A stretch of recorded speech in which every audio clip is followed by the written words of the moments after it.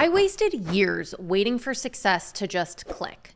I kept thinking that there'd be this one perfect moment, the right trend, the right niche, the right design, and everything would just finally take off. But the truth is that the top 1% don't wait for success to happen. They engineer it by thinking like operators and not artists. And once I adopted that mindset, everything changed. So if you're still chasing that instant success moment you think will change your life, here are 6 mindset shifts that actually will. Now, the first mindset shift is you don't wish for sales, you engineer them. My first store felt like a fever dream. I was designing like a chicken without a head. It was chaotic and I had zero direction. I kept uploading product after product, thinking if I just work hard enough, a sale will show up. And a few did, but honestly, nothing spectacular happened. It wasn't until I closed that store down that I realized how much control I actually had. In fact, I was able to stop guessing and start engineering sales by reflecting on what didn't work and doubling down on what did, and testing like my business depended on it because my business did depend on it. Sales are so much more within your control than you think. It comes down to the research that you're doing and the volume of testing that you are committing to. By creating more designs, launching more ads, and iterating faster than the people around you, you are actively manufacturing momentum. You are not just getting lucky, you are getting data. And that data is bringing you closer and closer to the sales that you want. This business isn't as out of reach as it feels early on. You just haven't tested enough yet. Now, the second mindset shift that changed all of this was you don't find winning products, you build them. I got really stuck after my first store failed. I really liked my designs. I thought that they were great. And I basically refused to take the poor ad performance as reality. I thought everybody else was crazy.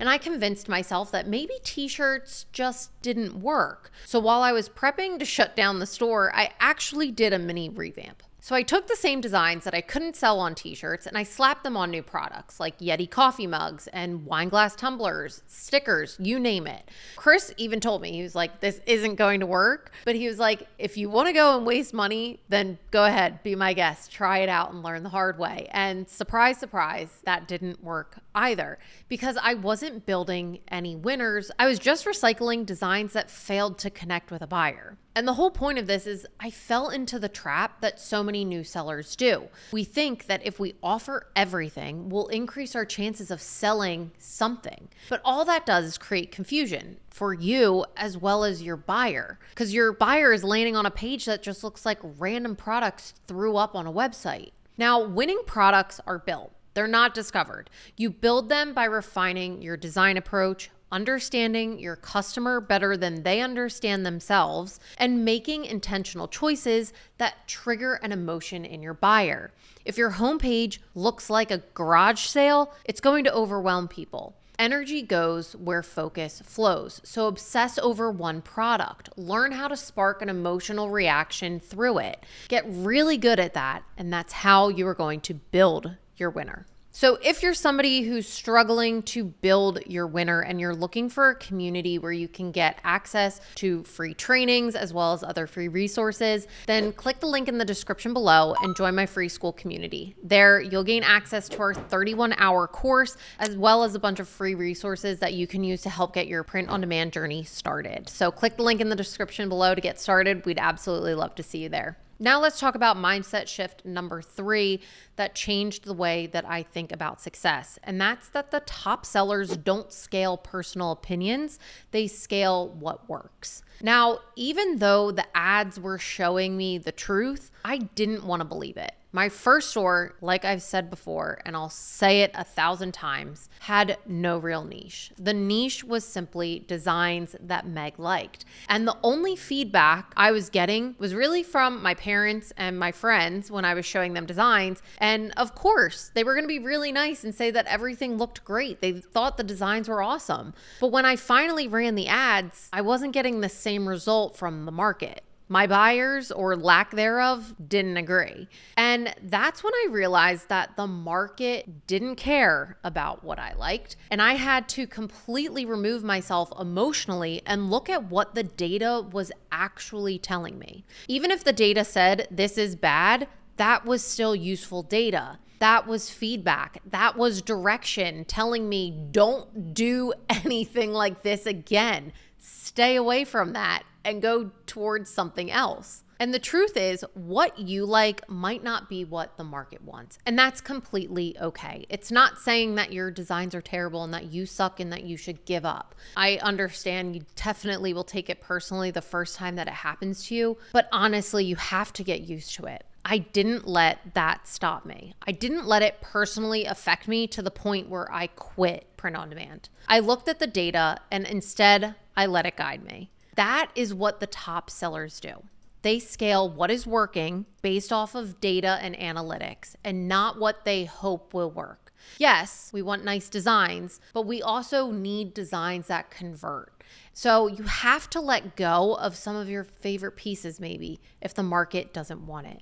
Double down on what is actually working because your ego can't scale, but your data definitely can. Now, the fourth mindset shift that changed the way that I think about success was that the top sellers don't wait for momentum, they manufacture it. Starting a print-on-demand brand while working a full-time, hectic, chaotic job with a schedule that shifted between day shifts and night shifts and working weekends, it was brutal. There were plenty of days that I didn't want to show up. It could have been when the sales were down or I was wiped after a long shift, but it would have been so easy to just say, I'll come back and I'll do it tomorrow.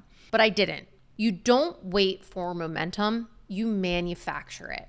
Now, the earlier you can adopt that into your entrepreneurial journey, the more successful you'll be. Business is hard.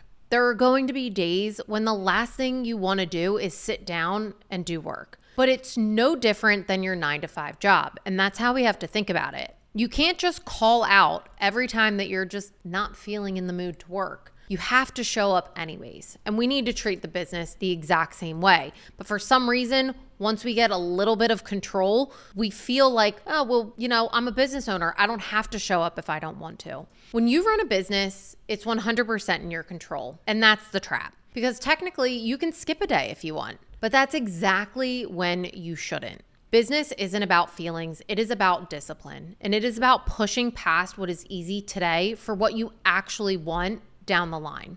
I work on my business on the weekends. I work on my business at night, as you can see as I'm filming this at night. And honestly, even when I take breaks or I'm on vacation, my mind is still thinking about business because momentum only exists when you build it. The top 1%, they're showing up every day. They are uploading 7 designs, testing new ideas, putting in research, even when they don't feel like it. That is what separates the dreamers from the doers. Momentum is manufactured. It is not gifted to you. Now, the fifth mindset shift that completely changed the way that I think about success is that the top sellers don't argue with the market, they listen to it. I can't count how many times I have made a design truly feeling down to my core that it was going to scale. It looked great. It was based off of a proven bestseller. I was sure that it was going to connect with my buyers. But when I ran the ad, it completely flopped. And now instead, in the past, instead of letting it go, I would try to force Facebook's hand. And I would just be thinking, well, Facebook's just wrong. They don't know what my buyer wants. They don't know what my audience wants. And that's what I'd tell myself. I was convinced that the ad just needed like one little tweak. And every time I would make a tweak and try to push it and scale that ad, it would fail. Facebook knew better than I did. Now, I've had to learn this lesson more than once, and that is you don't argue with the market. Even silence is feedback. If something is not converting, it's not personal, it's just information. Now, that mindset shift changed everything. When I removed the emotion and leaned into the data, I realized the market wasn't rejecting me, it was guiding me. If I thought I was speaking to my audience and the numbers said otherwise, that's all the clarity that I needed. And that's exactly why in our free course, we teach testing in cycles. You run the ads, you collect the data, and then you pause. You literally turn off the ads. We read the feedback and pivot. whether that means new designs, site changes, or a completely different angle. Data isn't something that you fear. It is the roadmap. And the top sellers aren't emotionally attached. They listen, adapt, and they move fast. So stop fighting your ad account and instead let it guide you. Now, the sixth and final mindset shift that changed my perspective on success was that the top sellers don't dream success, they decide it. I have always been a dreamer. I joke about it with my family. My dad is the exact same way. And we would joke about winning the lottery and what we would do with that money. Like, I'm 31 and I still have that conversation with my dad when I see him. So when I started my print-on-demand journey, I carried that same dreamer energy into it. And I thought if I believed in it hard enough, that success would just show up. But belief isn't a business strategy. I had to wake up to the fact that dreaming about success doesn't actually make it happen. Now, deciding to be successful and backing that decision with consistent action is what changes everything. One day, I looked at Chris, who had already had a successful print-on-demand brand, and I thought he was able to do it. And I know if he can do it, I'm 100% capable. And that's when I decided that I was going to make this work and that there was no fallback plan. It was make this work or admit defeat, and that was just never going to happen. The second that your language shifts from I hope this works to I will make this work, your entire posture changes. You start making faster and smarter decisions. You test with more purpose. You look at your data with clarity. You're not operating from fear, you're operating from conviction. The top 1% didn't stumble into success. They decided to get there, and then they showed up accordingly. So if you're serious about print on demand, make the decision, build the business, and act like it's already yours. Now, if any of these mindset shifts hit you hard, that's good. It means that you are ready to think like an operator. And when you do that, success doesn't just happen, it compounds. I hope you enjoyed this video. If you're looking for more videos about print on demand and the mindset that you should have going into it, then definitely click this video and subscribe to my channel. It would absolutely mean the world to me. And don't forget to click the link in the description below to get started with my free school community. There you'll have access to over 31 hours of print on demand course material, as well as free resources that you can use to start your print on demand journey today. Thanks for watching, guys, and I'll see you in the next video.